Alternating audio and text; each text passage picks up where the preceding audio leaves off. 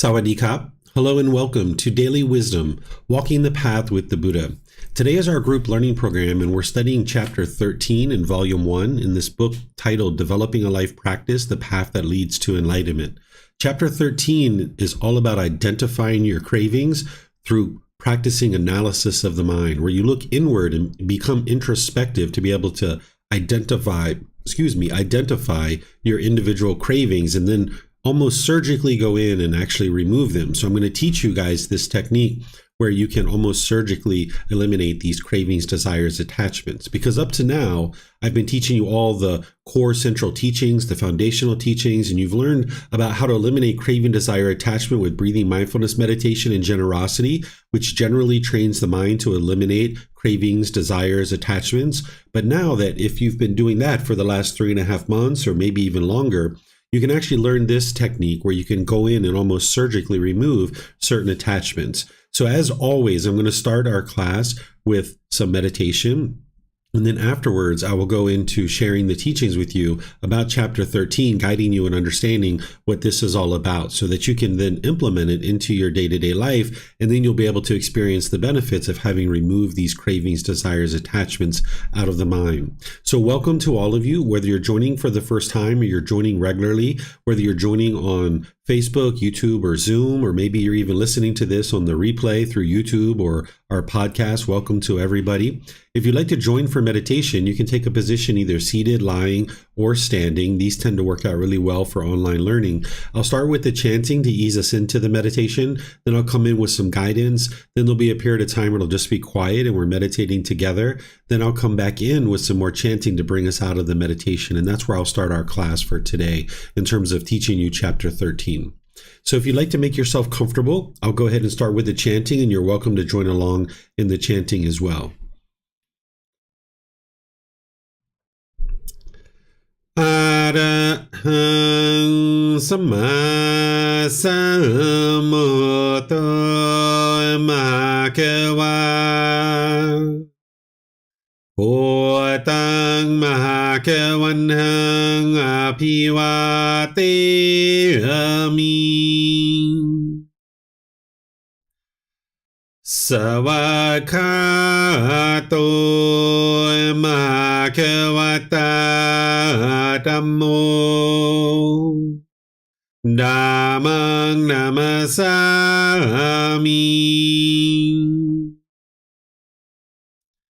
Supatipano Bhagavato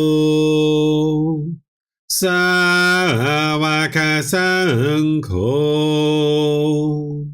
Saṅghang Namami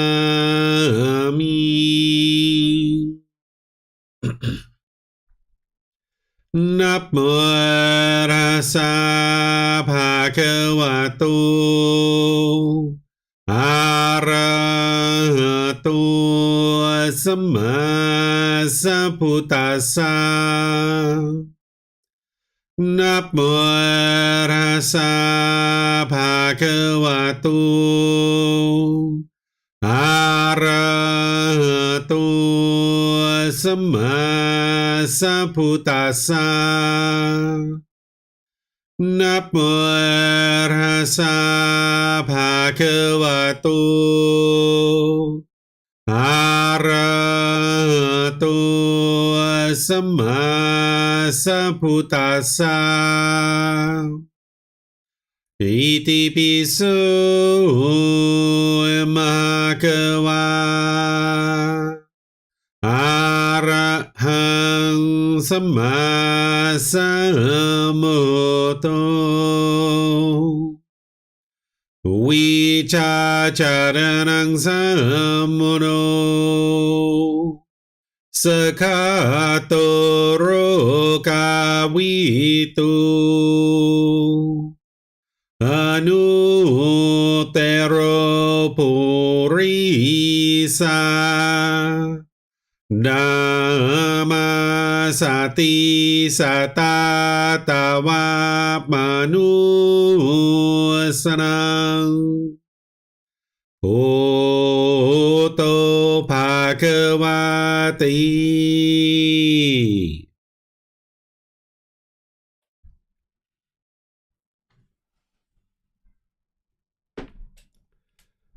with the hands and arms and the lower body nice and comfortable, with the upper body erect. Just close the eyes and start breathing in through the nose and out through the nose. Here you're just looking to establish the breath, a nice, natural, steady, consistent breath, not forced or controlled, just a gradual inhale through the nose, experiencing the full breath. And then whenever you're ready, exhale out through the nose. Breathing in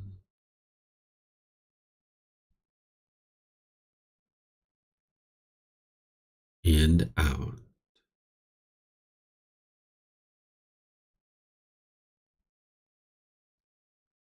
Breathing in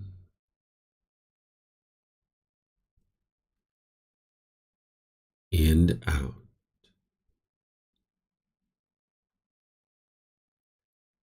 Your breath may not match up with the guidance that I'm providing, and that's okay. This is your practice. I'm just here for guidance. You can use this voice as a reminder that whenever you get to the next inhale, breathe in gradually through the nose, developing a nice, natural, steady, consistent breath. And then whenever you're ready, exhale out through the nose, experiencing the full breath. Breathing in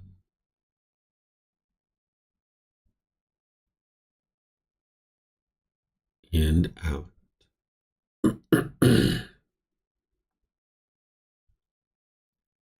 Breathing in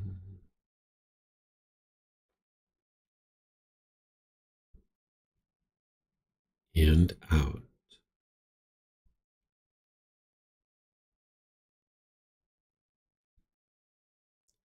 With the breath well established, start fixating the mind on the breath, either the sound of the breath coming into the nose or the sensation of air moving over the skin into the nose. The breath is the present moment. Fixate the mind on the breath, the present moment. Breathing in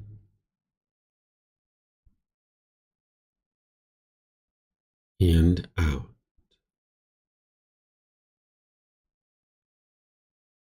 Breathing in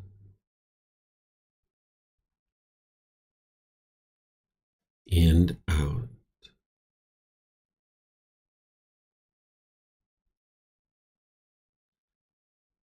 With the mind fixated on the breath, whenever you notice that the mind moves off the breath, cut that off, let it go, and come back to the breath, the present moment. No need to observe the thought, label it, judge it, analyze it, or even try to figure out where it's coming from. Whenever you notice that the mind is moved off the breath, cut that off, let it go, and come back to the breath, the present moment. Breathing in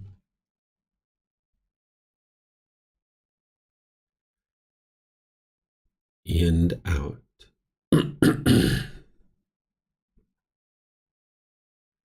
Breathing in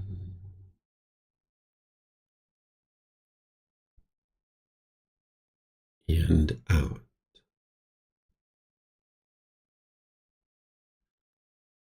I'm going to be quiet now and let you do this work of focusing on the breath, cutting off and letting go anytime the mind moves off the breath.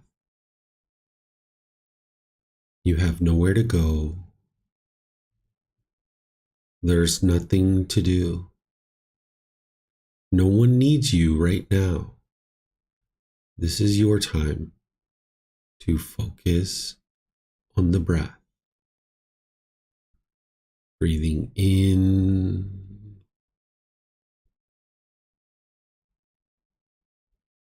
and out.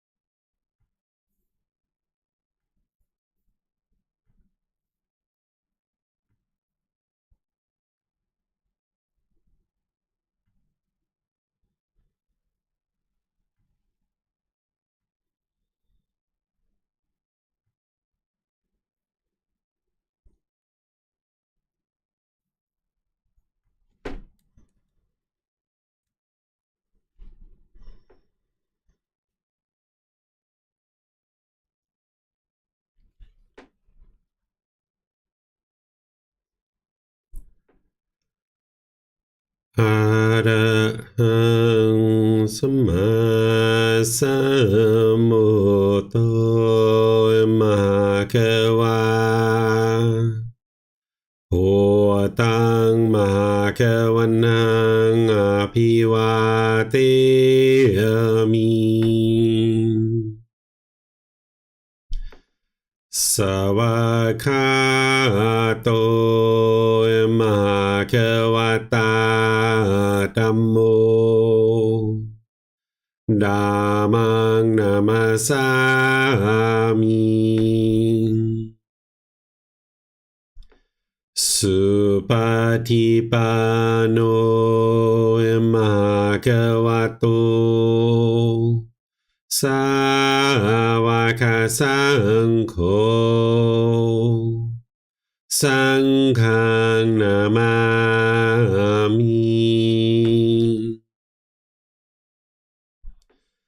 นะโมตัสสะภะคะวะโตอะระหะโตสัมมาสัมพุทธัสสะนะโมตัสสะภะคะวะโตอะระหะโตสัมมาสัมพุทธัสสะนะโมตัสสะภะคะวะโตอะระหะโตสัมมาสัมพุทธัสสะอิติปิโสมะคะวะอะระหังสัมมาสัมพุทโธวิชาจารณังสัมมุโนสกขาโตโรกาวิตุอนุเตโรปุริสาดัมมาสติสัตตาตาวามนุสนังโหโตภะคะวะติ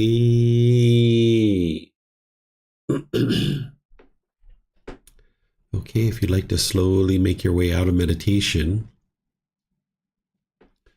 Once again, welcome to all of you guys. Welcome to those of you guys that joined us from the very beginning and those of you guys that joined us since we started meditating. Welcome to those of you guys that are maybe this is your first time learning with me, or any of you guys that have been learning regularly. Welcome to everybody and anybody.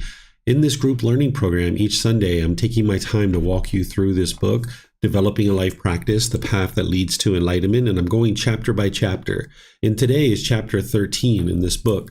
And this chapter is titled Identifying Cravings and Analysis of the Mind. Essentially, that's what it's titled. There's a longer title there that you'll see.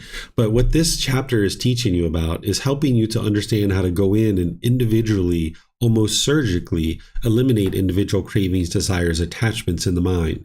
This is something that you would learn after you've already been practicing for 3 months, 4 months, 5 months, something like this. And now that you've got breathing mindfulness meditation underway, you've got generosity underway, perhaps you've already learned the Eightfold Path. Now it's time to move into this to be able to understand how to go in and surgically remove your cravings, desires, attachments. Because everything that I've been teaching is being taught in a certain sequence for a reason. It's building you up to the point where you have a really strong foundation in what it takes to be able to get to enlightenment. And then there's other programs, courses, and retreats that will help you take it beyond the group learning program. So far, you've learned the Eightfold Path. And last week, I spent some time talking about the 3 universal truths and the 4 noble truths as a refresher for some of you guys. But for some of you, it was the first time you might have learned the 3 universal truths and 4 noble truths. And what that was explaining to you is what the problem is in the unenlightened mind. It was explaining to you this discontentedness. It was explaining to you the cause of that problem, which is craving, desire, attachment. So the teachings of the Buddha are all about how to eliminate anger, frustration, the irritation, the annoyance, the guilt, the shame, the fear, stress, anxiety, loneliness, boredom, shyness, resentment, jealousy, all these discontent feelings and others are eliminated from the enlightened mind. But how would you actually be able to eliminate these discontent feelings if you didn't know what was causing it? So the craving, desire, attachment is helping you to understand through the Four Noble Truths exactly what's causing these discontent feelings. And if you've done the work to learn the three universal truths and the Four Noble Truths and then independently verify it, you can actually see with 100% certainty that your mind is causing your own discontentedness. It's the cravings, the desires, the attachments, the longing, the yearning, the chasing after the objects of your affection. And when the mind gets what it wants, it gets those conditioned pleasant feelings like happiness, excitement, elation, thrill, exhilaration, euphoria.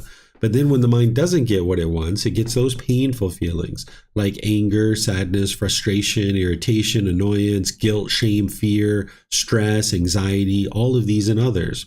So the craving, desire, attachment is what's causing these discontent feelings to arise. I explained this also through the three poisons or the three unwholesome roots or the three fires back when we talked about chapter 8, where you learned about the craving, the longing, the yearning, the selfish desires, the anger that arises where the mind becomes bitter and hostile and harsh.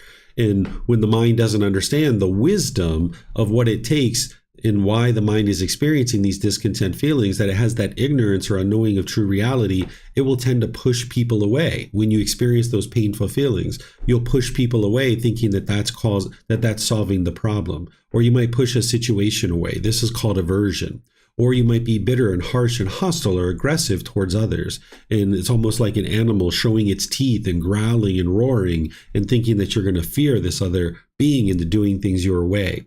Or you might put your expectations on individuals, thinking that you can control them into doing things your way. But this doesn't work because even though the unenlightened mind continually tries to do that, where it's pushing people away, being bitter, harsh, and hostile, and putting your expectations on people, the mind still gets agitated over and over and over and over again. It's just a matter of time before the mind experiences some kind of discontent feeling. So I've introduced you and kind of helped you get started over the last 3.5 months with breathing mindfulness meditation, which is focusing on the breath, the meditation we just did. And when the mind moves off the breath, you're cutting that off and letting it go and bringing the mind back to the breath, training the mind to eliminate its craving, desire, attachment, where the mind's not holding on, because that's what craving and clinging does, is the mind's holding on to something, wanting it to be permanent. It can't let go. This is why when you were with that boyfriend or girlfriend, when you guys separated, you got very, maybe lonely or bored or frustrated or agitated or annoyed or some other discontent feeling. But at some point you chose to let go and you were like, you know what? If she wants to be with someone else, so be it. Or if he wants to be with someone else, so be it. Or if they want to move across town or move across the country to some other place, so be it. Your mind let them go. And that's where your mind regained its composure and you were able to not miss them and feel lonely and longing and yearning for them because your mind let go. So the mind in the unenlightened state, it doesn't know how to let go. It's craving this permanence. It's holding on. So that breathing mindfulness meditation, it isn't training your mind to eliminate your thoughts. It's training the mind to let go, so that if 15, 20, 30 different times during your meditation you had to let go, this is helping your mind to be able to let go in day-to-day life. And the same thing with generosity. If you're noticing that your mind is struggling with letting go, you would like to practice generosity with the people around you and other individuals. Practice generosity where you're giving and sharing with all beings, perhaps your friends or family, your coworkers, your life partner, your children, maybe people you don't even know. You're sharing your time, effort, energy, and resources without any expectation of anything in return. And this is the generalized training and the proactive training that you need to do on a consistent, ongoing basis in order to help the mind to let go.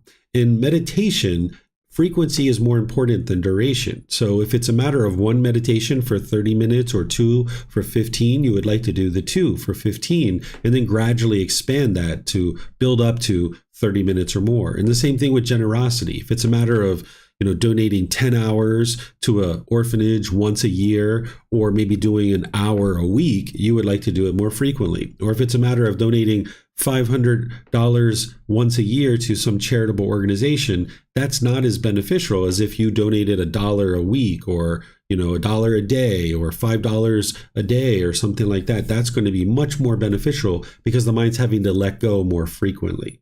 So this is what craving, desire, attachment is, and some of the generalized training that I've taught you in order to train the mind to let go.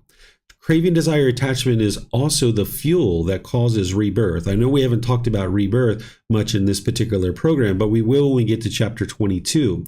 I'm going to introduce you to the cycle of rebirth there. That's the fuel that's causing this craving, desire, attachment is the fuel that's causing this rebirth. So that if craving, desire, attachment is in the mind at the time of death, there's going to be rebirth. And it's also the cause of discontentedness. So if you eliminate craving, desire, attachment, not only have you eliminated the causes and conditions that is producing discontentedness, but you also have eliminated the cause and condition that's producing the rebirth and continuously coming back into the world. Because being born, it means that you're going to experience anger, sadness, frustration. It means you're going to experience sickness, aging, and death, and sorrow, and grief, and pain, and displeasure. So if you can eliminate the causes and conditions that are producing discontentedness, which is craving, desire, attachment, which also is the same cause and condition that's producing rebirth, then there won't be this continuous rebirth, and there you won't experience sickness, aging, and death over and over and over again, as well as the sorrow, grief, pain, and displeasure. So the number one goal on the path to enlightenment is to eliminate craving, desire, attachment. That's what the Buddha is guiding you to be able to do. That's why the Four Noble Truths is his very first teaching, giving you this window into understanding what is at the real cause or the real root of all these discontent feelings. He taught how to eliminate discontent feelings, and you needed to know what was actually causing them in order to be able to eliminate them. But how could you eliminate the cravings, desires, attachments if you didn't know how to identify them? That's what today's class is all about, is teaching you how to identify your cravings, desires, attachments.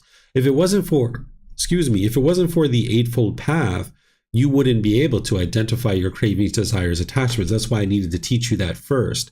And if you've been developing your mind using the Eightfold Path, of course, you're not perfect at it yet, but you're working in the direction of dialing that in closer and closer. You're going to need some of the qualities that you've been developing on the Eightfold Path. Like when you were developing your breathing mindfulness meditation, you're developing mindfulness or awareness of mind.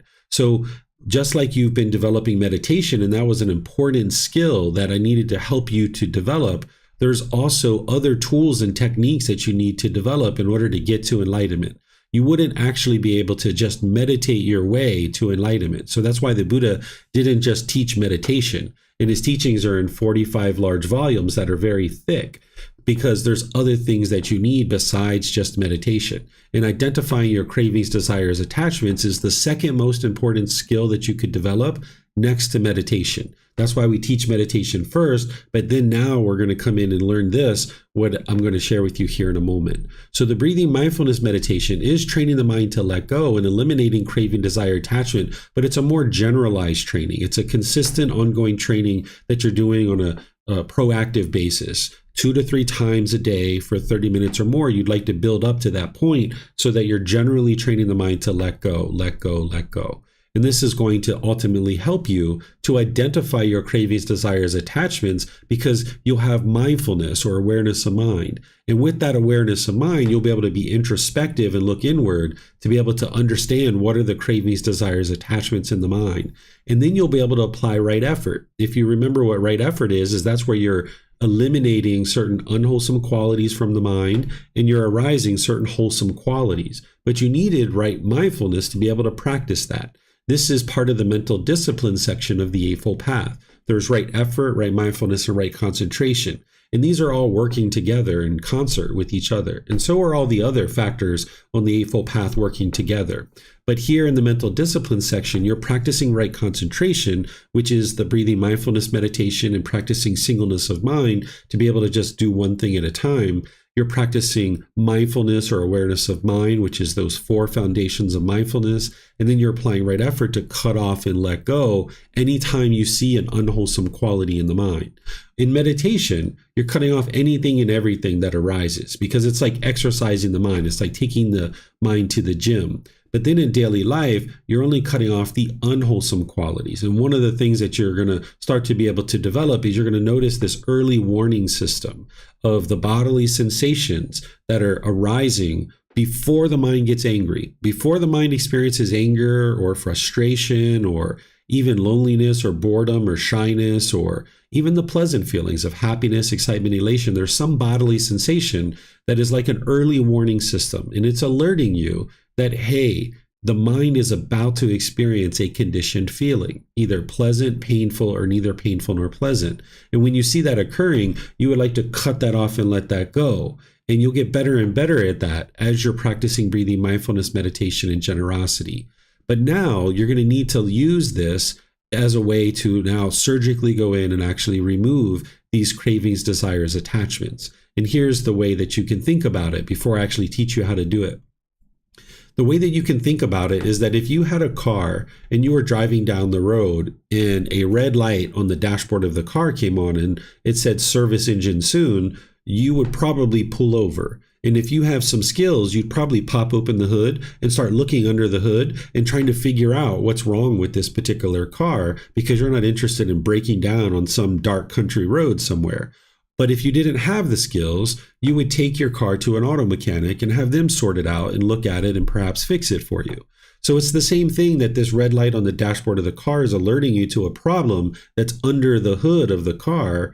The discontentedness is the red light on the dashboard alerting you that there's craving, desire, attachment in the mind. It's not possible for your mind to become discontent if there isn't a craving, desire, attachment in the mind. So anytime you're seeing discontentedness, this is an indication to you that the mind is not yet fully trained, that it's not enlightened, and there's some craving, desire, attachment in there, maybe multiple, that are producing this discontentedness. So when the discontentedness is arising, first it's going to be a bodily sensation. And if we're talking about anger, you might notice some tightening in the chest, some tingling in the body, tightening in the throat. You might notice some heat in the face or pressure in the skull. This is the bodily sensation. This is the early warning system alerting you, hey, the mind's about to get angry. And this is like the red light on the dashboard of the car that's alerting you. And when you see that, you have an opportunity to cut that off and let it go. And depending on how long and how diligent you've been in training your mind, you'll get longer and longer periods of being able to cut that off and let that go.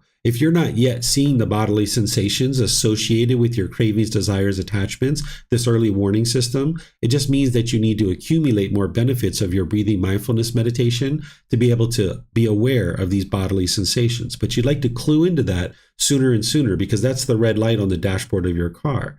And if you miss it and you don't cut it off as a bodily sensation, now the mind forms a conditioned feeling. That's also the indication for you. That's the red light on the dashboard of your car. It's alerting you, hey, the mind's angry. There's some craving in there that's causing that. And oftentimes, the more intense the feelings, the more significant the cravings are. So you could have a really deeply held craving, but you could also have a lighter craving too. There's like a whole spectrum of them. And you can also have multiple cravings that are being triggered in any one bout of discontentedness. If you're going to extreme rage and anger, there's probably multiple cravings in there, or there's a particular craving that you have that's very strong.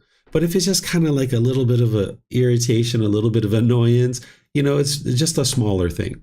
So for example, if you got a phone call that your mom was in a terrible car accident and she's in the back of an ambulance on the way to the hospital, you might have deep, discontent feelings related to this if you have a deep attachment to your mom.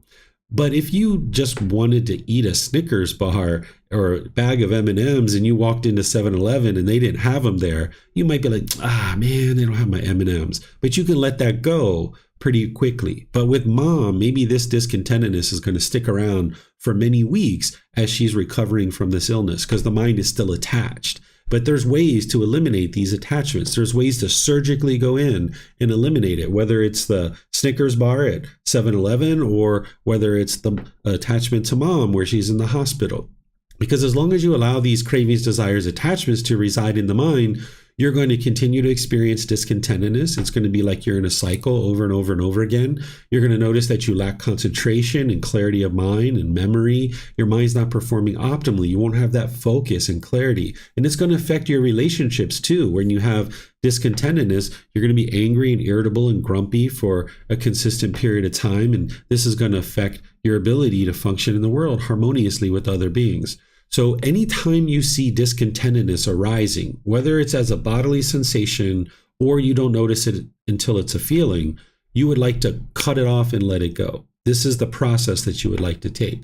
That when discontentedness is occurring, cut it off and let it go. Whether it's a conditioned pleasant feeling, a painful feeling, or a feeling that is neither painful nor pleasant. And if you can catch it as a bodily sensation, that's ideal. But you might not be there right now. If you've only been practicing for a few weeks or a few months, you might need to build up more accumulated benefits of the breathing mindfulness meditation before you're observant of those bodily sensations. But sooner and sooner, you would like to get aware of some of these bodily sensations, whether it's related to the pleasant feelings, the painful feelings, or neither painful nor pleasant. And remember, these are conditioned feelings. Based on some condition, the mind's going to get happy and excited and elated. So maybe if it's sunny outside, oh, I'm so happy. Yes, it's sunny outside. Or my bank account balance is here. Yay, I got to $5,000. Oh, I'm so happy, right? Or mom's coming over to visit this weekend. Oh, this is going to be so fun. We're going to cook some food. Mom's going to come. Yay, it's so wonderful,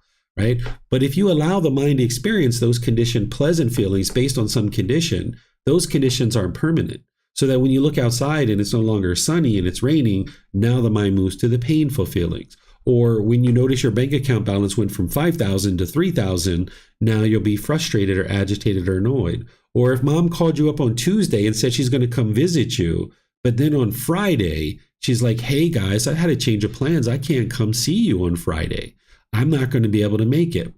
If you got excited on Tuesday when she was telling you that she was coming to see you, that means on Friday you're going to be disappointed. You're going to be frustrated. And it's not mom that's causing that. That's being caused by your own mind. So if you can catch it as a bodily sensation, this is going to preserve the mind. This is going to maintain the calmness and the composure. And more, when you do this, you eliminate all your cravings, desires, attachments, and there won't be any arising of any discontent feelings. But in the process of making your way to enlightenment, you're going to notice these discontent feelings arising. And if you can catch it as a bodily sensation, that's ideal. Because that early warning system of the bodily sensations, it's like the mind saying, hey, I'm about to get a conditioned feeling. I'm about to get a conditioned feeling. I'm about to get a conditioned feeling. And you have an opportunity to do something here. Are you going to do it? And if you notice it, you can cut that off and let it go. And you can preserve the mind.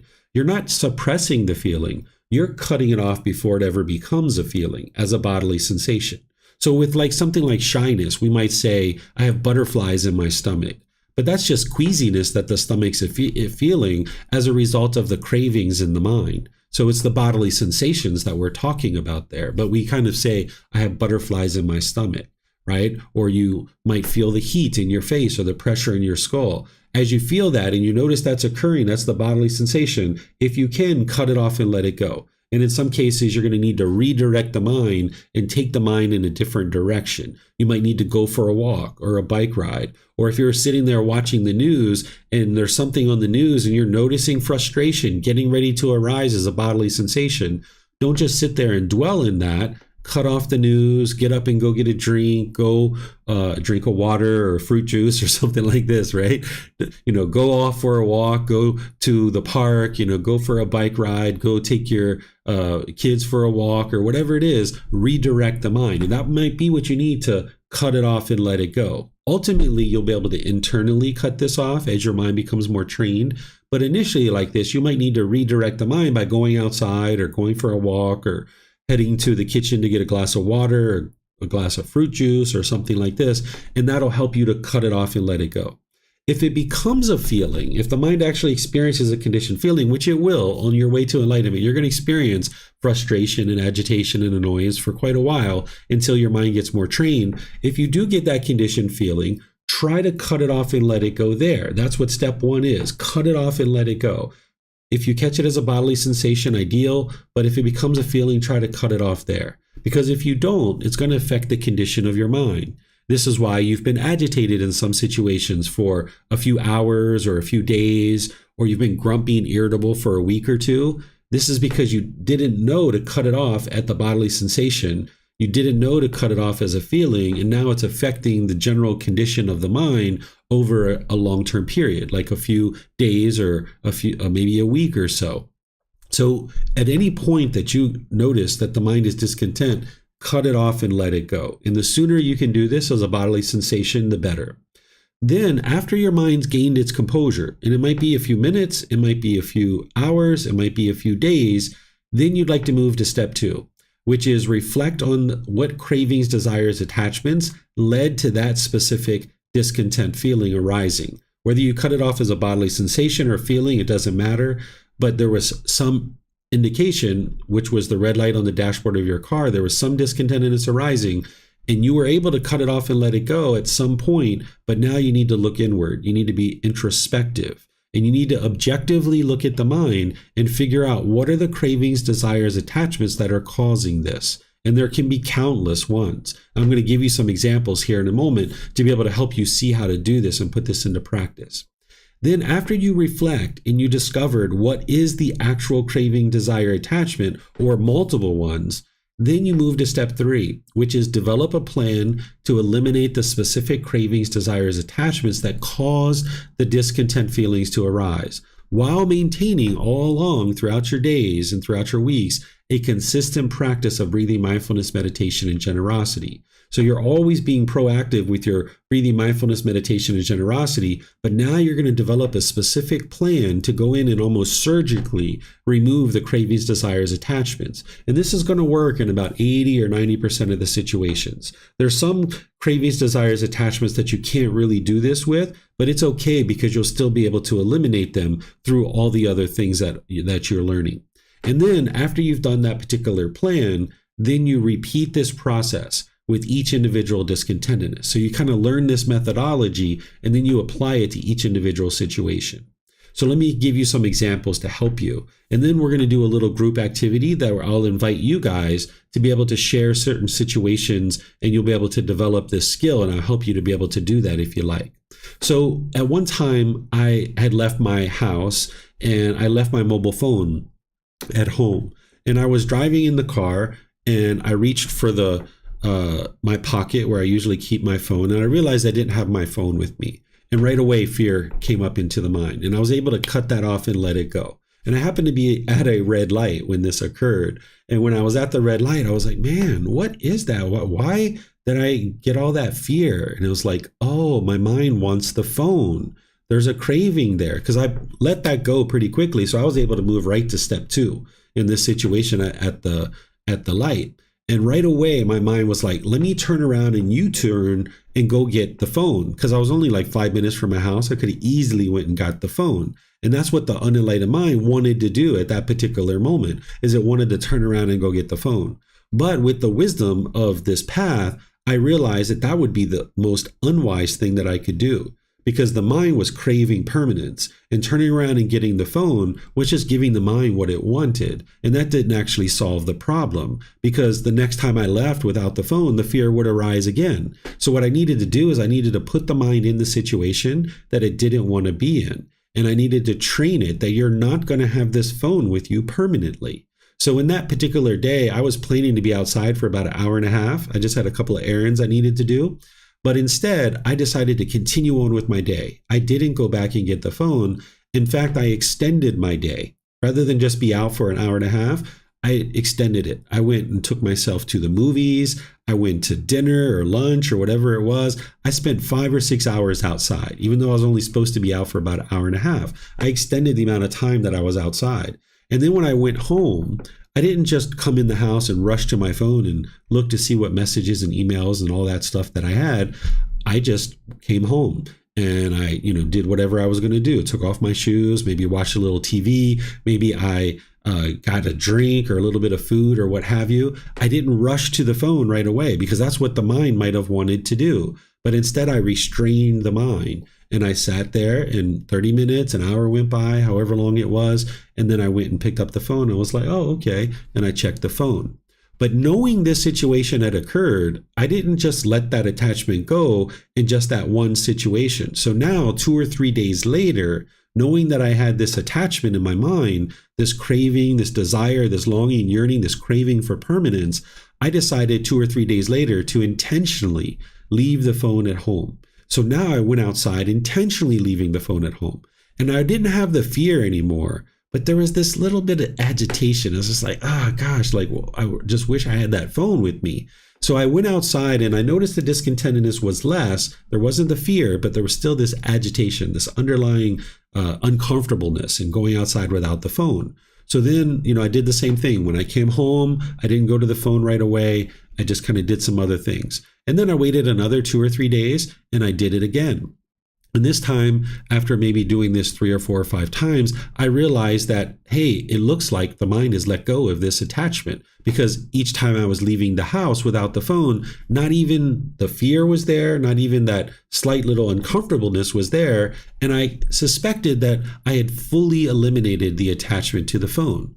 But about 2 months later after this, I once again accidentally left my phone at home. I was driving down the road and I reached for my pocket and I realized there was no phone. And I was just like, oh, well, the phone's gone. I'll get it when I get home. And the mind was completely content. So I could see that it went from this fear to this uncomfortableness to, oh, well, the phone's at home, no big deal. The mind had eliminated its craving. And then about a year after that, I had dropped the phone and the entire screen broke and crashed. And I just looked at it and I smiled and I was like, well, of course, the phone's impermanent. Of course, that just happened, right? And fortunately, I had another phone. I didn't have to go out and buy one at that time.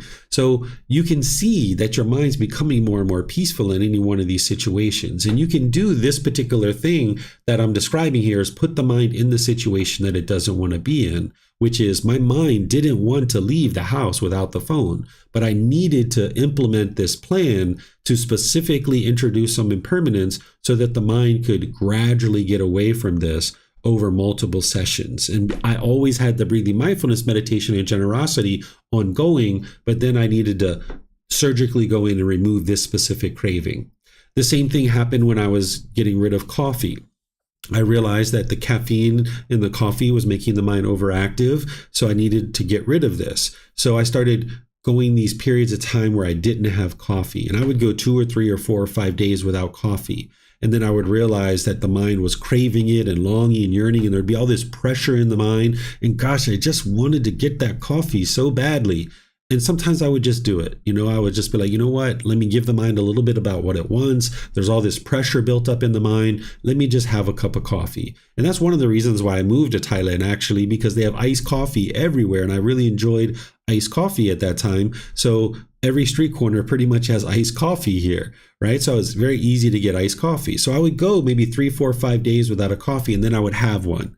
But then I would extend it and I would say, okay, now I'm going to go 10 days or 14 days. Right. And then I would go that distance. And now I would maybe need a coffee again. And then I would go maybe 3 or 4 or 5 weeks. And then I would need a coffee again. Right. This is like sometimes when you're trying to distance yourself from these cravings, that you'll feel the pressure building up in your mind. It's almost like a dam. If there's a dam where the dam's closed and the water is building up and the pressure is building up, the way that they protect this multi-million-dollar structure is they open up the dam and they let some of the water out. And then once the water comes out and the pressure drops back down, they close the dam again. And that's the same thing that you're going to need to do with certain cravings. As you're distancing yourself from a particular craving, you might feel the pressure building up in the mind, and you need to just maybe do a little bit of that thing. Now, if it was like using cocaine or heroin, I wouldn't suggest you do this. But if it's something like a coffee or something like this, you can do these things without issue. But just then get right back into it.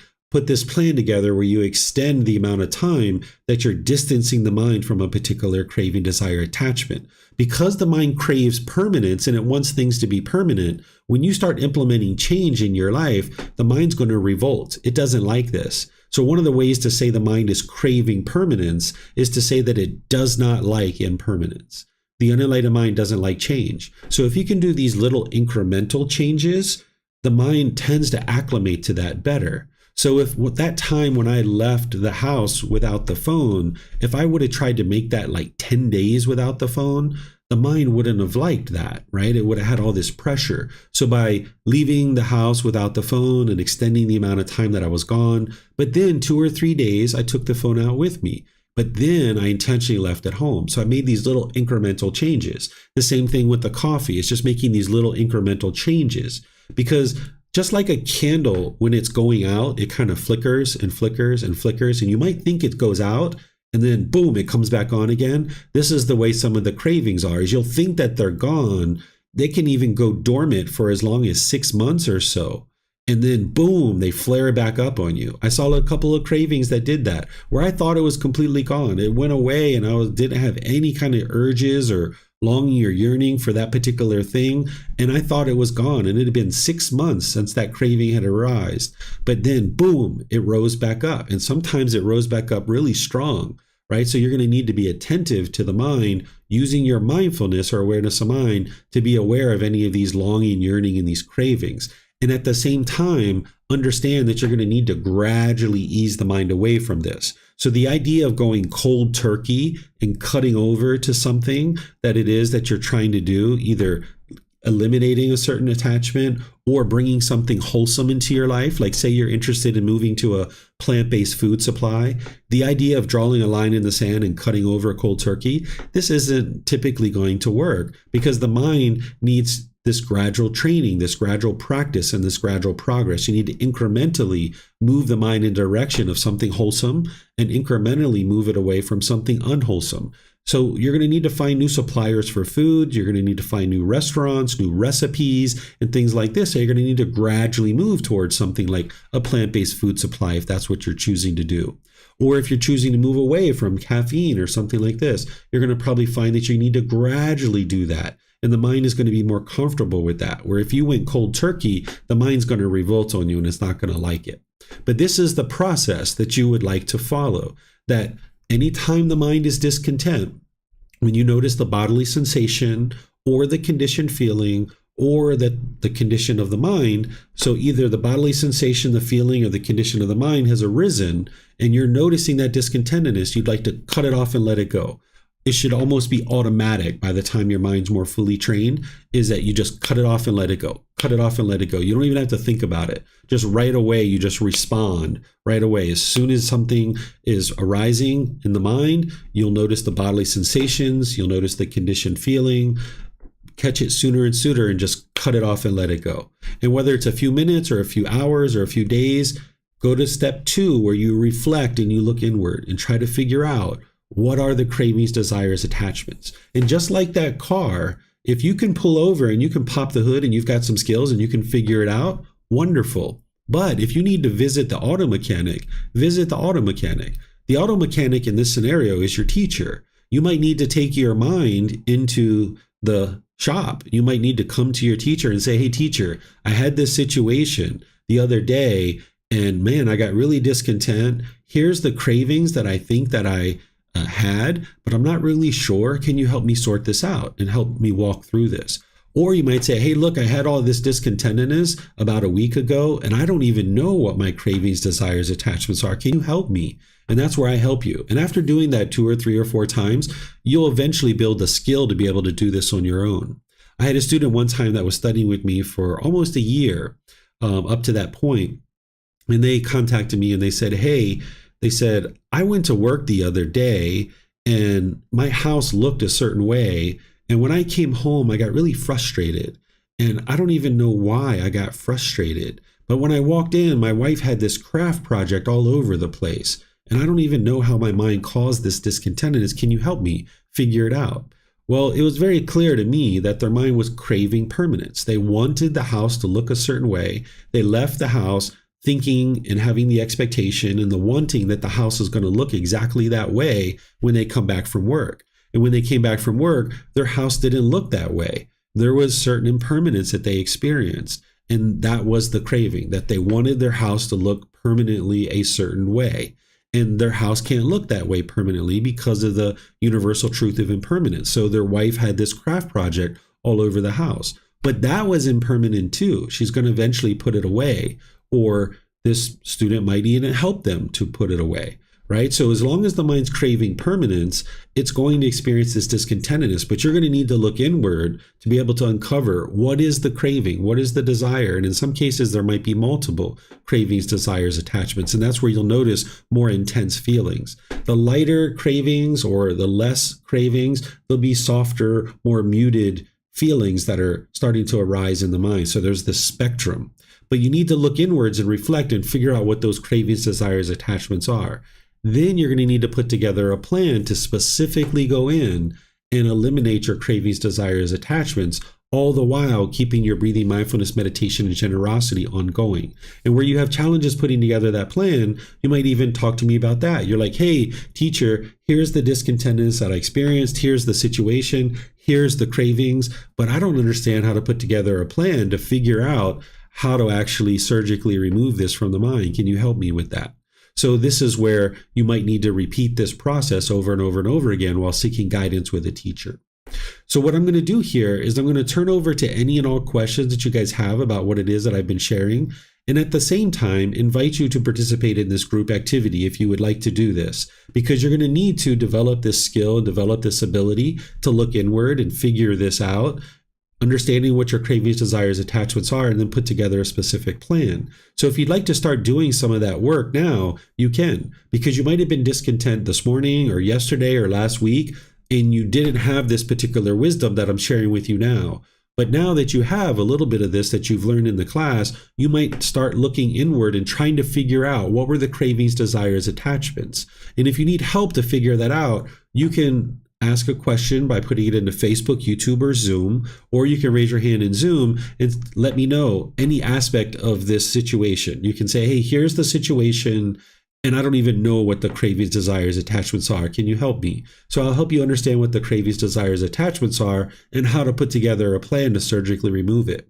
Or you might say, here's the situation, here's the cravings that I think it is, but I don't know what a plan would be to actually solve this. Can you help me? Or it might be, here's the situation, here's the cravings, desires, attachments, and here's the plan that I think I can use. Does that sound like something that's logical that would work? And then I will help you with that. So you can ask any and all questions that you like. And if you'd like, you can share this, and then I will help you to develop this skill, because you're going to need to develop this, because you wouldn't be able to actually you wouldn't be able to eliminate your cravings if you weren't able to identify them. And then once you identify them, the breathing, mindfulness, meditation, and generosity is wonderful, and that's going to help you to a certain degree. But being able to go in and almost surgically remove these cravings, that's what's going to really help you tremendously. And that's where you'll see more and more progress, and you'll see that the mind becomes enlightened more readily. Rather than just sit back and just rely on breathing, mindfulness, meditation, and generosity, you can put the mind in these situations and actively eliminate these attachments through almost surgically eliminating them.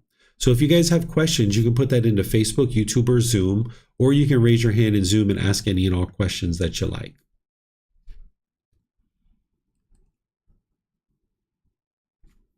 Okay, it looks like Fiona has a question. Go ahead, ma'am. You'll need to unmute yourself there.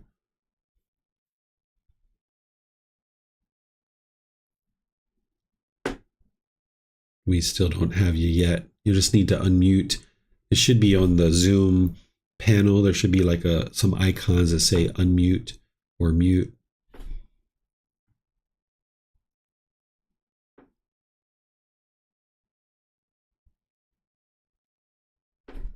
We still don't have you yet, Fiona. Maybe you can sort that out. I'm pressing a button here that should pop up a screen on your Zoom that helps you to unmute. Looks like Robert has a question. We'll go. Oh, there you go, Fiona. Perfect. Robert, we'll come to you next. Sorry about that. Right. So I've got a deep-rooted problem with traveling away from home. So the situation that I had recently was my work had planned 2 conferences, both of which I didn't end up going on because of this discontentedness. On both occasions, they had coaches booked. And as the days were getting closer, the whole coach thing made me feel anxious. So I had a expected feeling of I was going to be trapped on the coach. I was going to have a panic attack on the coach. And the second journey, because the first conference I didn't go on, I went off sick. The second one, I thought, I've got this. the travel's not so far, so I'm going to be all right. And then I was all right up until the night before. I didn't get any sleep. It just totally took over. And the next morning I got up and I phoned in sick. So that's my problem. Okay. I think it's okay if I was driving myself, but it's when it's if it's going by with somebody else is driving. Is it just in a bus or a coach, or is it even in a car that you don't feel comfortable driving with other people? Not so much in a car. I'd be more comfortable if it was somebody I knew that was driving, but it could be on a boat, a plane, and if I'm traveling away from home, on the way home, I don't get the same feelings. Okay. And have you ever been in any kind of accident with a vehicle where somebody else was driving? No, but I have had panic attacks on. I was on a boat recently, really trying to push myself out of my comfort zone, and I got the feelings of panic came over me, but I distracted myself by taking photographs of the surroundings, and then that feeling went away. Perfect. That is perfect, Fiona. That's exactly what you would like to do. So you're going to need to put the mind in this situation, and it sounds like you figured it out with that particular situation where you went on a boat. The mind wasn't comfortable, but it gained its composure because you were redirecting the mind with the camera. This is perfect. This is the kind of thing that you would like to do. And you're going to need to do this multiple times. Just like I had to leave the house multiple times without the phone, you're going to need to, whether it's a boat or a plane or a bus, you're going to need to do these things multiple times where you put the mind in this situation. And if right now you feel comfortable with somebody else driving, then you do that maybe a time or two, or maybe you do that already with your husband or your family members or people like this. And then as you are now comfortable with that, then you move to the next thing, which is maybe a coworker at work where maybe you guys go out to lunch together. And this isn't someone that you would typically drive with, but it's just a short drive. Maybe it's just to go get some lunch somewhere, and your mind can handle that short little bit. And now you put the mind in that situation, and now you increase the amount of time, and you increase whether it's a bus or a coach or a boat or a plane, you increase those kinds of things for the amount of duration and the size of the vehicle. This is going to allow the mind to be put in the situation and ultimately train it to be composed and calm and joyful and peaceful in those situations. And it might be quite painful for you as you're doing this, but you kind of have to walk through the fire in order to get to the other side where there's fresh air, where there's peacefulness and joy waiting for you. So because the mind has had these cravings where it's holding on and it gets pleasant feelings when you drive by yourself, now when the mind isn't getting what it wants, the craving isn't getting fulfilled, it's going to experience some painful feelings as you're letting go of these cravings, desires, attachments. And you're going to need to do this on a consistent basis, maybe once a week, once every 3 or 4 days. You're going to need to kind of hit it multiple times before the mind's going to be willing to let go. Thank you. That's great advice. Thank you very much. Yeah, you're welcome. I have another thing I would like to ask you related to this. Do you have a fear of death? I haven't given it a huge amount of thought. So I don't think I'm fearing it at the moment. I just haven't thought about it much. Okay. Because there's something else you can do if there's any fear of death. Maybe some of you guys actually asked me that particular question because there's a craving, desire, attachment for existence. And if that was part of what you're describing, that can be another craving, right? That's another layer to this. And there's something that you're going to need to do there too. So you can be observant of the mind and see, what is it? Is it the mind's fearing an accident? Is it fearing, getting lost and not being able to find your way back home? Is it, what is it? There's some underlying craving and longing, yearning. We know it's when you're in the vehicle that somebody else is got control over. So that's why you would like to put your mind in that situation. But you would like to get even more specific with this because there might be an underlying craving where the mind's fearing death. The fear is the symptom. The cause of this is the craving for permanent existence, and there's something else that you need to do in order to be able to eliminate that. So if you're noticing that, just let me know by private message or any of these classes or posting in the Facebook group, and I'll teach you what you need to know about how to eliminate that craving. Thank you. You're welcome. Okay, let's go to Robert. Robert, if you'd like to go ahead. Yeah, so I've been working on a craving sort of to stay informed and read the news and stuff like that. And so when I was traveling, I realized this was very significant. And so what I did was I got rid of the apps that I sort of used without realizing it that was causing discontentedness, and replaced those with other healthier applications like reading books or meditating or journaling. And that was very successful. But I now have a desire, I would like to stay more informed and not be completely disconnected from the news. But I'm having a hard time reintroducing that into my life without having some sort of craving, desire, attachment. The plan that I've sort of had is to find alternate news sources that I can look at in a specific time that is not necessarily craved, but I still feel a lot of intense feelings anytime I'm trying to stay informed. So what would be a good way to strategically bring that back into life? Or is that something I just need to let go of completely?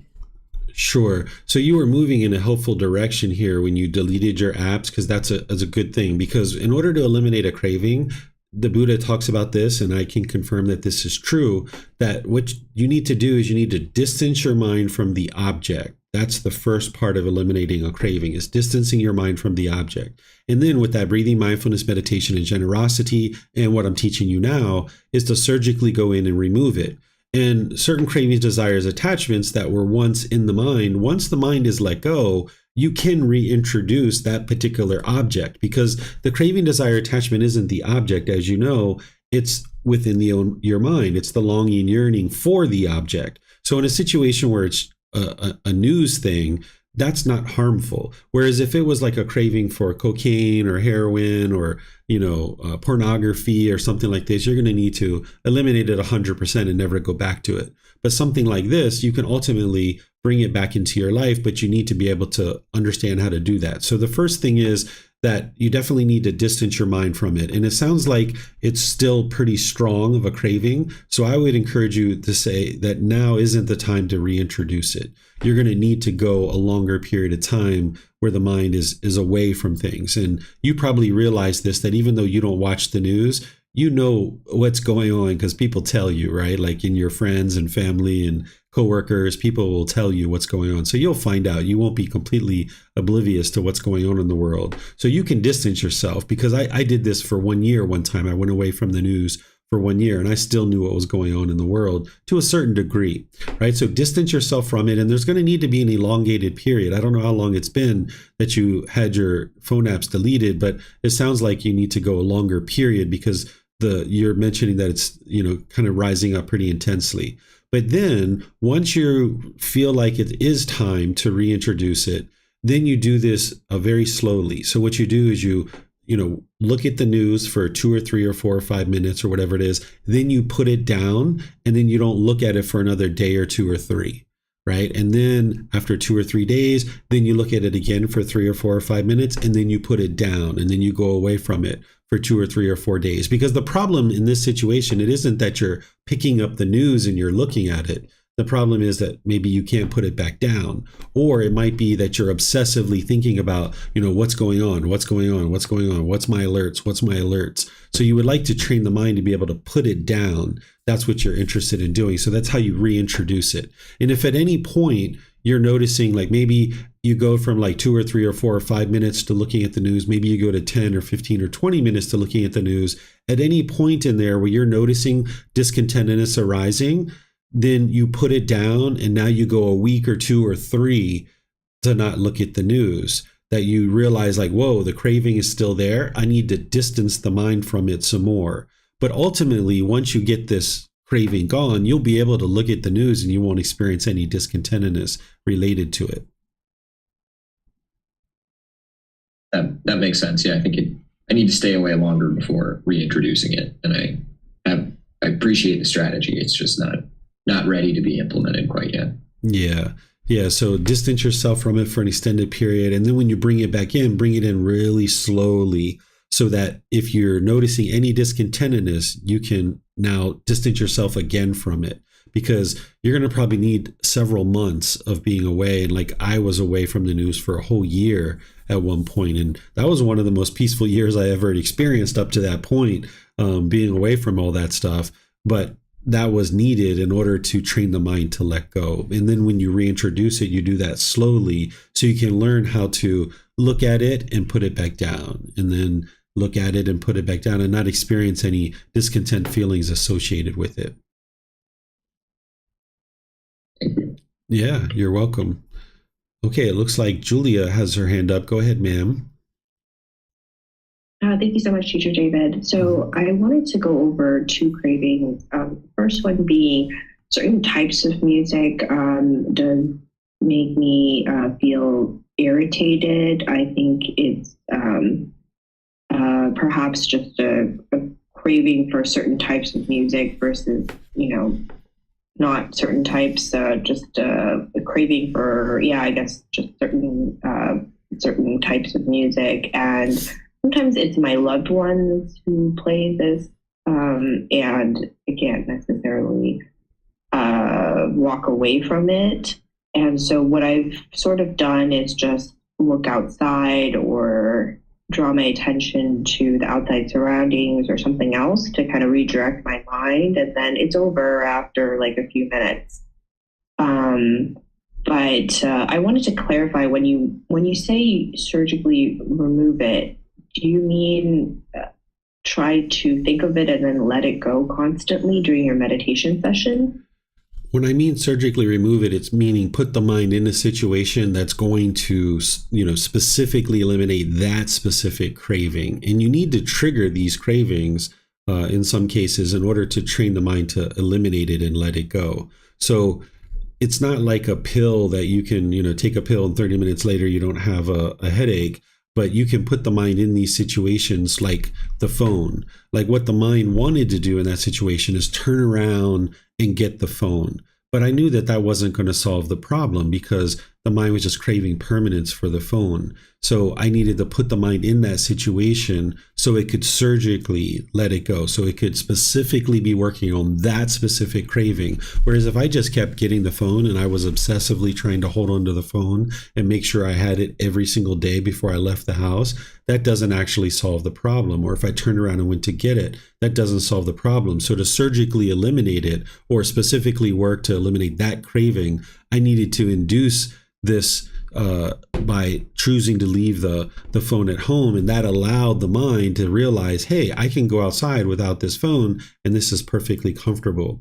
And it's interesting that you talk about music, because I used this example this morning at the temple when I was teaching this topic, is that, like if you've ever been at a traffic light and a car pulled up next to you and they have music on that you like maybe rap music or hip hop or instrumental music or whatever it is that you like, you might be like, yeah, that's my jam. All right. Yeah, that's really good. Yeah. You get all these conditioned pleasant feelings. But then you move to the next traffic light and somebody else pulls up to you with some other kind of music, and the mind doesn't like this. Maybe it's hard rock music or something else that the mind just despises, right?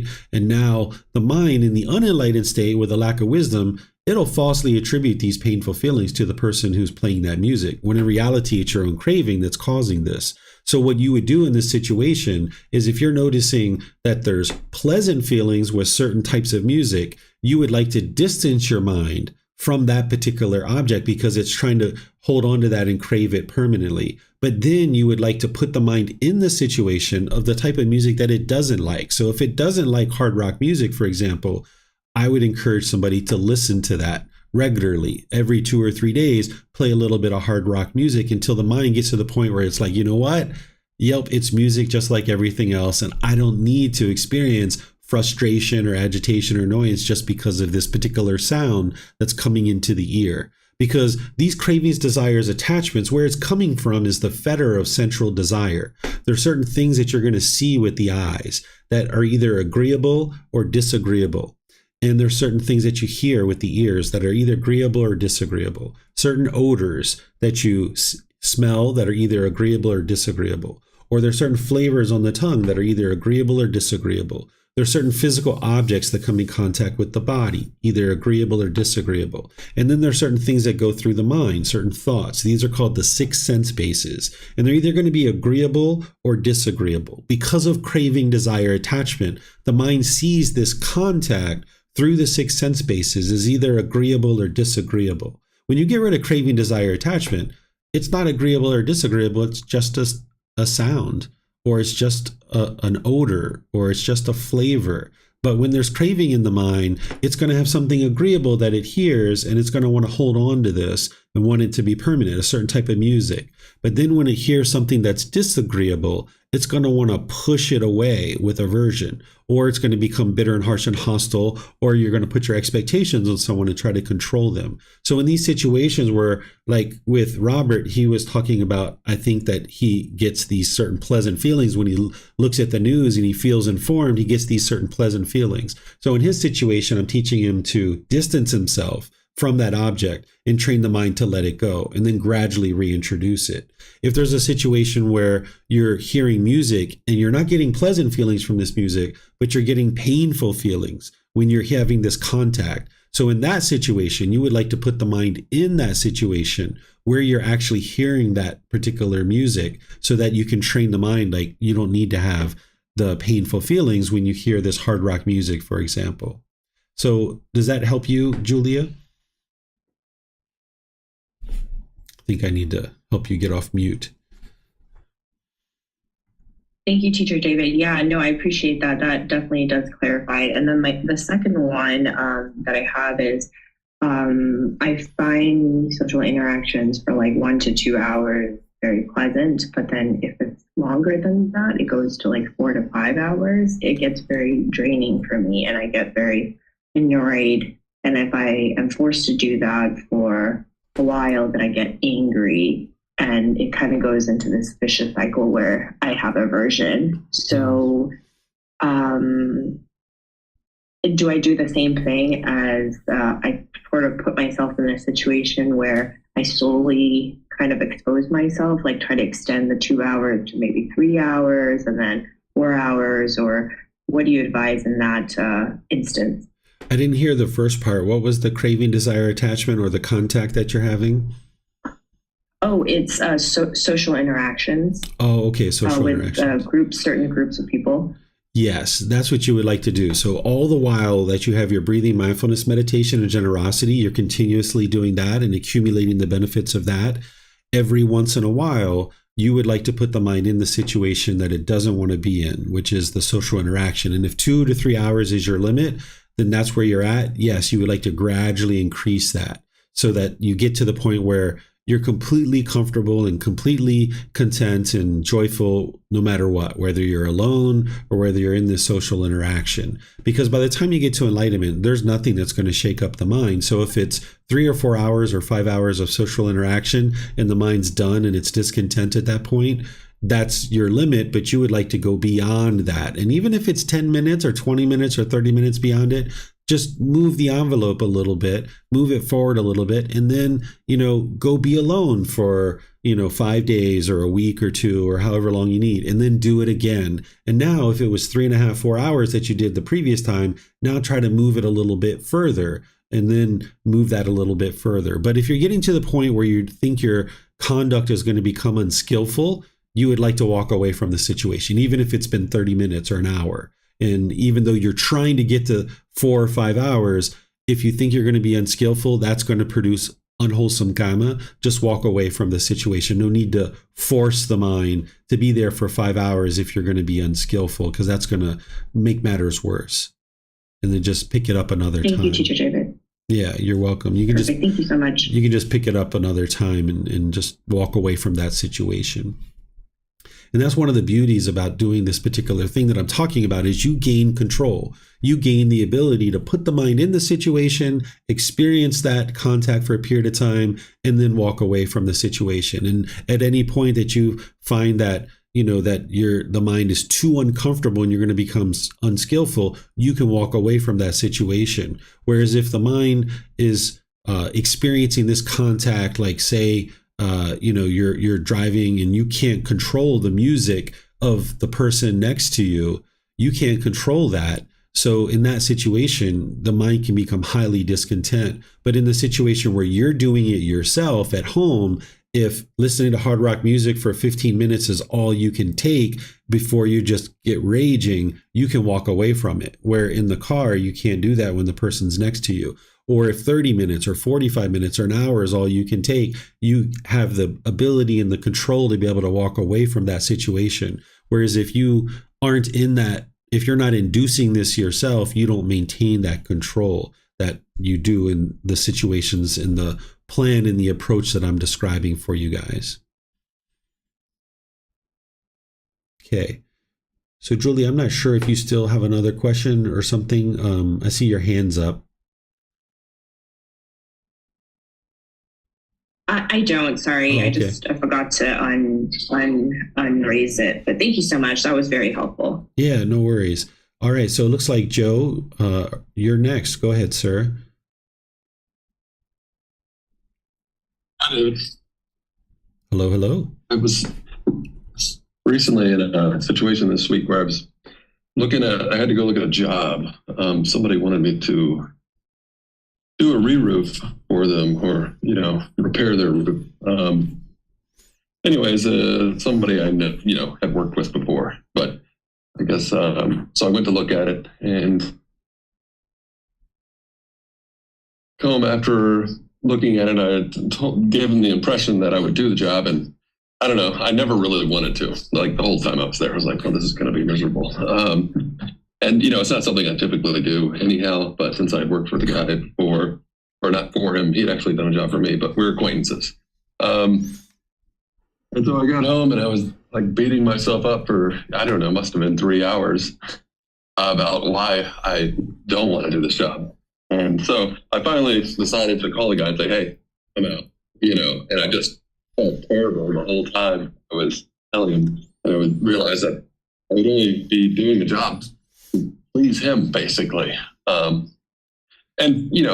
Maybe for a bit of money, but I would say that wasn't as important as just, not saying no to someone I knew or not disappointing someone.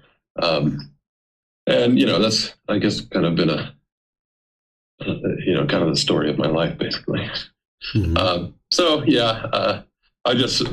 I guess just sharing that, I'm just happy that I made the call, because I finally decided, hey, I'm just going to call this guy back and, Band-Aid this thing. And I guess I'm better off for it, but it's been kind of annoying to kind of live that way for a long time.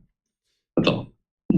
Yeah, thanks for sharing that, Joe. This is one of the reasons why eliminating cravings, desires, attachments is so important, because they motivate unwise decisions. Remember back to chapter 9, when I talked about the natural law of karma, when I talked about craving, anger, and ignorance are the roots of all unwholesome karma. That anytime you make decisions through craving, anger, and ignorance, it's going to produce unwholesome results or unwholesome karma. So in this situation, you had a certain craving to either help this person, or you had a certain attachment to this person, and your mind was just like, yeah, I'll do the job. But inside, you really didn't want to. But this craving, this holding on, this wanting things to be a certain way, motivated this unwise decision. And then it produced this unwholesome karma, which was the discontentedness arising in the mind. But luckily, you caught it, and you sat there for 3 hours and you figured it out. And you were like, you know what? Let me back out of this, because this isn't wise for me to go forward. So you were able to ultimately make a wise decision.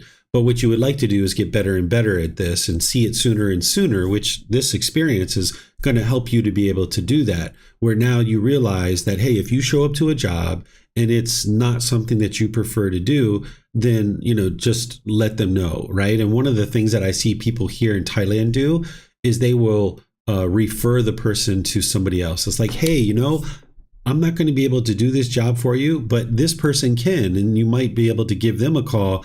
I know they have skills in this area and this is something they prefer to do. Perhaps you'd like to give them a call. So that way you feel like you're satisfying the need to be able to help people, and you're not actually needing to step forward and, do this job yourself. So that might be something you have in your back pocket.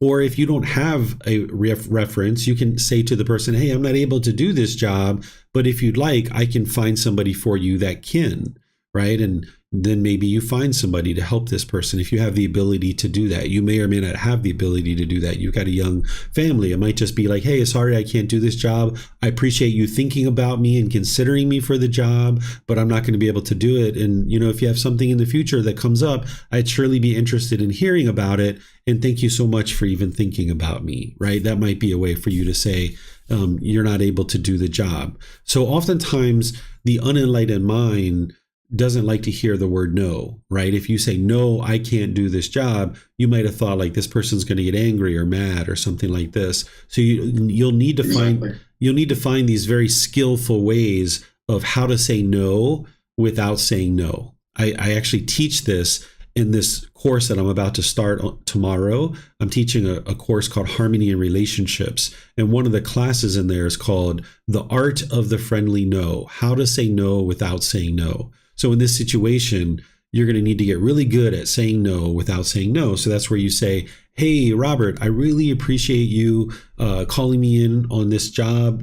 Thank you for thinking about me. It really makes me feel great to know that, you have enough confidence in me to do this type of work. Unfortunately, I'm not going to be able to do it, but, I really value that you've asked me to do it. And maybe in the future, I'll be able to do some other work for you if you're able to give me a call, or however you word it, right? You'll find your own personality to be able to do that. But that's essentially saying no without saying no, right? And that's what you'll need to get really good at.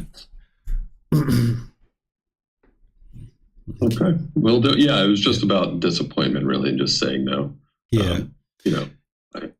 Upbringing, it's like you did, like a lot of people, you just don't say no, when you're young. Yeah. Or you're not allowed to.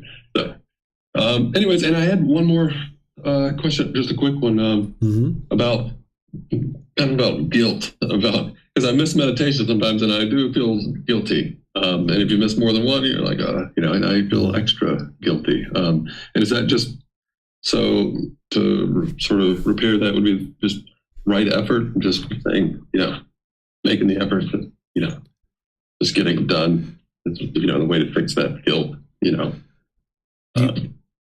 don't know, Yeah, you've got a craving for meditation to be permanent, right? There's a craving for meditation, and you need to be able to realize that meditation is impermanent. While you would like to aspire to get 2 or 3 sessions per day in, there's going to be a day or two here or there where you only get 1 or you don't get any. You might have that occasionally happen. So using this teaching that I just shared with you, which is put the mind in the situation that it doesn't want to be in, if you can build up your practice to a point where you're consistently meditating, say for 5 or 7 or 10 days, and you're consistently meditating for that period of time, what I would encourage you to do, and I know this is going to sound strange, skip meditation. Don't meditate for a day. And now you've put the mind in the situation that it doesn't want to be in. But then right after that, get right back into your meditation again. And if you notice any guilt coming up, cut it off and let it go. Cut it off and let it go. And now you meditate for 5, 6, 7, 10, 12, 15 days straight, and then intentionally miss meditation and observe the mind and see, is there any guilt that comes into the mind? So this is putting the mind in the situation that it doesn't want to be in. That's that plan to surgically remove this craving, desire, attachment that you have, because your meditation practice isn't permanent. While we talk about 2 or 3 sessions per day, which would essentially be about 60 meditations a month if you did 2 per day.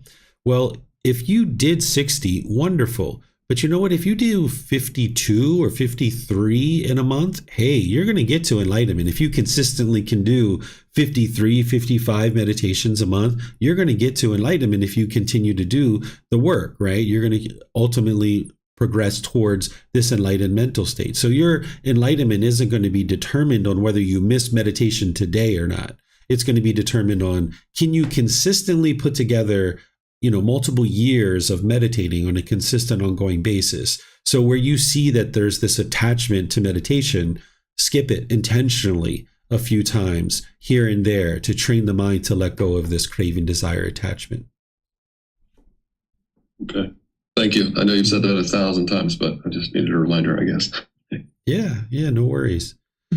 Okay, so we have some things coming in here in Zoom. It looks like Steve is saying, teacher, are there attachments, desires, and cravings that are wise, such as the desire to follow the path or the craving for enlightenment? Any kind of desire, any type of craving, it's going to produce discontentedness. If somebody's craving enlightenment, they actually wouldn't be able to get to it because the mind's longing, yearning for it. So when we talk about a craving, desire, attachment, that's the longing, yearning, the chasing after it. And let's use this example of craving enlightenment, where somebody's longing, yearning, and craving enlightenment. They're not going to be able to get to enlightenment that way because the mind's longing, yearning for it.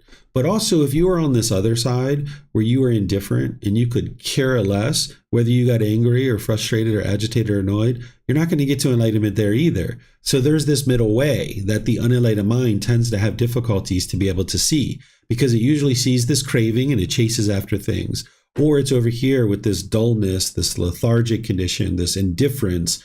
And that's the opposite side of the spectrum. But the middle way in this particular example is to have the goal, the objective, or the inspiration, or the aspiration to work towards enlightenment and realize that it's gradual training, gradual practice, and gradual progress. So you gradually work towards it, but without a longing and a yearning. So prior to learning these teachings, when we use the words cravings or desire or wants or expectations, it has kind of a slightly different meaning to us until we actually come to understand these teachings and what's really truly going on. Like maybe you might ask a family member, do you want to go to the movies? Right? And that might be the way that we typically talk. Or we might say, to your child, like, I expect you to clean your room.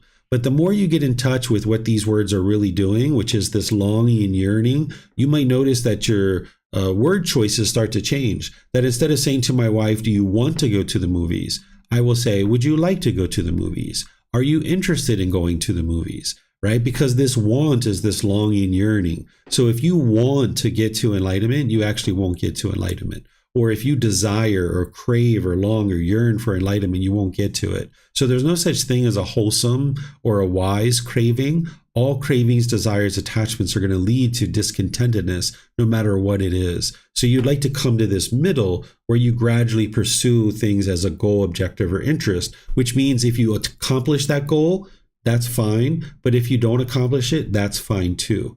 And you might notice a change of your vocabulary and the way you interact with people. This is going to really help you to eliminate cravings from the mind because you're not using that wants, the expectations, and things like this. And this will slowly adjust how the mind functions in the world. Because as long as we use the words want and expect, not only does it train the mind to have these longing and yearning, and you'll get discontent when you don't get what you want, but the people around you are going to respond to you differently. Like if I say to my son, like, I want you to wash the dishes, that's going to have a certain feeling. Like, I want you to do this, or I expect you to wash the dishes while I go to the temple. When I get back, I expect them to be done by the time you get back. That has a certain ring, a certain air to it. Where if I say, Bailan or son, I would like you to focus on washing the dishes while I'm gone. Is that something that you would be willing to do?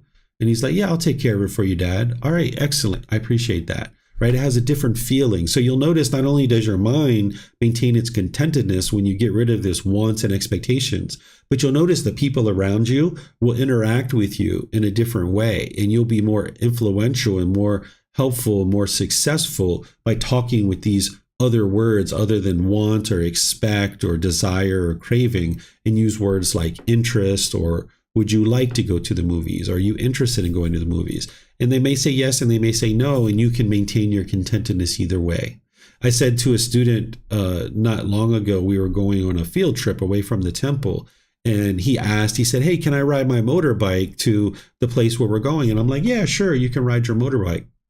And then the day of the event, he said, hey, I'm not going to ride my motorbike. I'm going to come in the transportation with you guys. And I said, perfect. And he came into the transportation with us. And then when he was in the transportation, I said, hey, just to let you know, I didn't want you to come with us in this transportation, but it's really nice that you have come, right? I didn't have this longing, yearning. I didn't want you to come, but it's really nice that you have decided to come, right? So the mind can maintain its contentedness. Whether he rode his motorbike and he met us there, hey, peaceful and joyful. If you choose to come with us, hey, peaceful and joyful. This is really nice that you've come, but I didn't want it. And this is kind of strange. And I said this intentionally among the students. And I said to him, I said, I didn't want you to come. And right away, I saw the students like look a little bit strange. And I was like, I bet that sounds a little bit odd to hear me say that I didn't want you to come. But when you understand the longing and yearning behind that word, you'll understand that, I had an interest for people to come. I enjoy when people come. It's nice when everybody rides in the same transportation, but that is impermanent. And sometimes people drive themselves either in a car or a motorbike, or sometimes they just meet us there. So you can purge those kinds of words from your vocabulary, and you'll find your mind will maintain its peacefulness more readily, and you'll interact with people around you more successfully as well. We have a question here from Brent, or maybe something that he's sharing. What about craving for meditation? I feel like if I don't get my morning session in, that I'm slightly off until I can hop on the cushion and dive inside. Yes, that kind of, I think, got answered with Joe, that there's a craving, desire, attachment there in the mind. But you will notice that before the mind is enlightened, that you will notice that as you're meditating, that if you don't meditate, you feel off on that particular day because the mind didn't get its meditation in. And in this situation, as you keep meditating, you will experience that eventually, if you miss meditation here and there, you'll be completely fine. But I would suggest for you to do the same thing that I suggested for Joe, is that build up your meditation practice where you're consistently meditating. And I think you are, Brent, but then occasionally intentionally miss meditation and train your mind that in the situation where you don't meditate, you can still maintain your calmness and composure even in those situations. And you're going to need to probably do that multiple times. So go like 10, 15 days where you're consistently meditating and then intentionally miss it. And then go another 10, 15 days where you're meditating and then intentionally miss it. And keep doing that until you notice that your mind can be completely content without your meditation. And I'm talking here about discontentedness. If you're noticing that you're less concentrated and you're less focused, that's because you didn't get your meditation in, and that's not discontentedness. That's just the qualities of the mind aren't there. But if you're noticing discontentedness, that's where you would like to skip your meditation every once in a while until you maintain your contentedness, whether you got meditation or not. But if it's just a lack of focus and clarity and concentration, I don't suggest you do what I'm talking about. That's not because of the attachment. That's because the mind didn't get its training in. It's like you don't feel as strong because you didn't go to the gym and exercise. So the same thing is true about the mind. Okay, we have a question here. I think it's EY.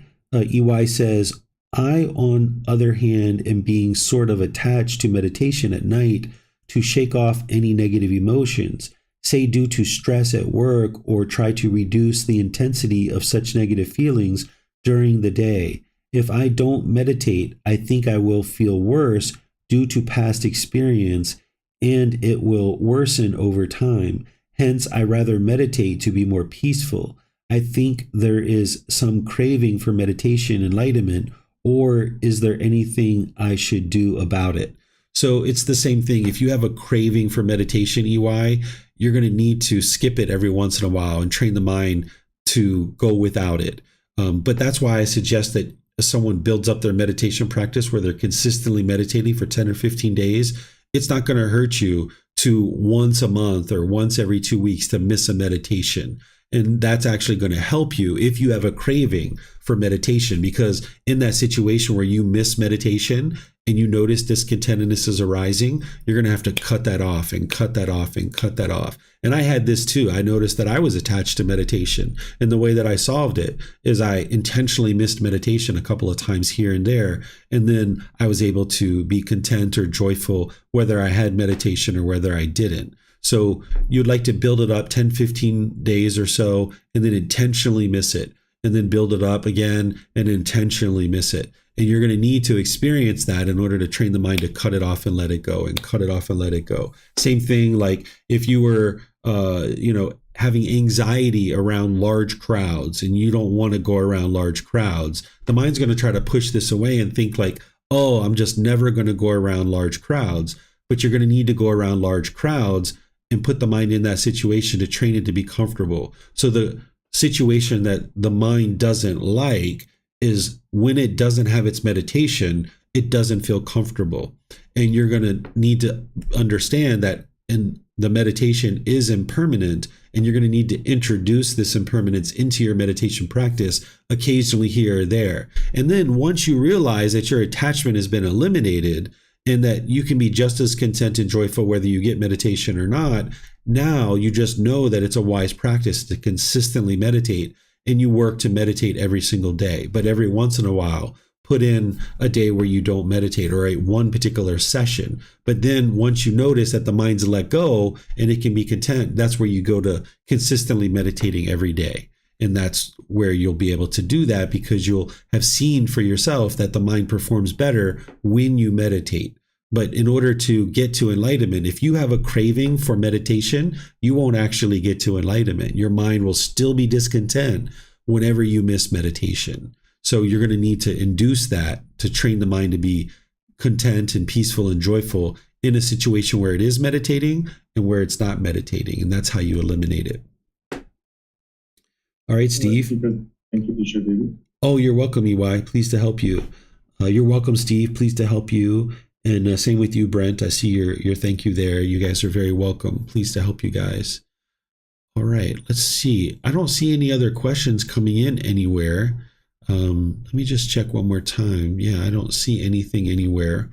So what I'll do then is just end our class by thanking all of you guys, like I typically do, for learning and practicing the teachings of the Buddha. It takes a certain amount of dedication and determination and diligence to be able to practice the teachings, because you need this consistent ongoing training. And there's various things that you're going to be learning at different times and getting your arms around this slowly but surely. So that's why I'm just gradually introducing you to the teachings little by little. It's almost like a drip feed, like an IV, right? Just drip feeding the teachings and helping you guys learn them little by little. So this is chapter 13. If you haven't read this yet, I suggest that you read it.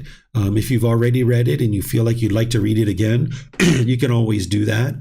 Next week, we're going to be in chapter 14, which is titled Cultivating Healthy Mental States. Loving kindness, compassion, sympathetic joy, and equanimity. I'm going to be talking about and helping you learn the 4 healthy mental states. They're oftentimes referred to as the Brahma Viharas. These are loving kindness, compassion, sympathetic joy, and equanimity. This is where the Buddha gets the reputation sometimes of being like a doctor, that I'm going to describe to you certain symptoms that you're going to experience in your mind, and then there's a certain prescription. And it's one of these 4 healthy mental states. So where you see jealousy coming in, there's a certain antidote for that. Or if you see anger, there's a certain antidote for that. Or if you see indifference or worry or anxiety, there's a certain prescription for that. So while the Buddha typically will get this reputation of being like a doctor because he sees a certain symptom and he prescribes a certain antidote, you can actually be your own doctor. You don't need another person to tell you what to actually use. So if you understand the symptoms of the mind and you start being able to be aware of those with your mindfulness, and then you know the prescription to apply, which is one of these 4 healthy mental states, you'll be able to apply that prescription. So I'm going to be giving you guys some more tools to be able to eradicate these discontent feelings next week. That chapter 14, it's very short. I think it's only like a page and a half, or maybe 2 or 3 pages or something like that. So you'll probably be able to read it pretty readily. But then in class, I'm going to teach it to you and show you exactly what the symptoms you're going to experience. And then this is the tool or technique to be able to use in order to eliminate that. It's like creating a tool belt or these prescriptions that you can apply. So that's what we're going to be talking about next week. Tomorrow, I'm going to be starting a Harmony and Relationships course. And as you guys might know, they start at 9 a.m. Thai time. So depending on where you are, that might be Sunday evening. You're always welcome to attend those by YouTube, Facebook, or Zoom. And where you can't attend live, they're all recorded. So you'll be able to find those on our YouTube channel and on our Facebook page as well. So thank you all for joining. As you have any questions, feel free to reach out. I appreciate the discussion and the dedication and diligence to learning and practicing these teachings. Anytime you need help, just feel free to ask me and I'm here to help you. So have a very lovely and wonderful rest of your day. Perhaps we'll see you in a future class. Be well and take care. Sawadee ka.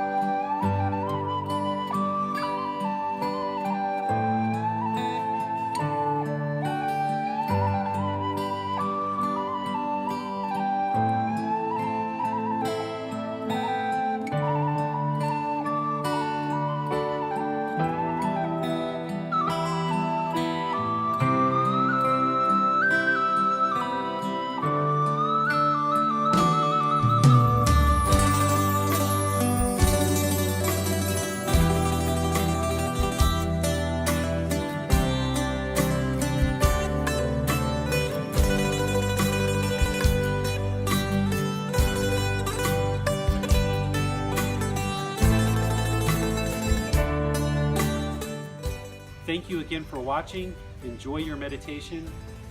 Look forward to seeing you online and answering any questions that you might have. Thank you so much.